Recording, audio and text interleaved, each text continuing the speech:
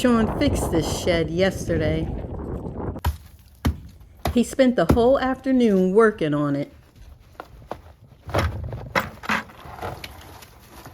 digging boards out of the mud and ice.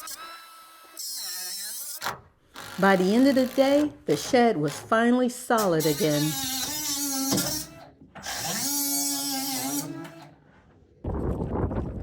Then the weather turned again. And of course, they're not even using it. But that's farm life.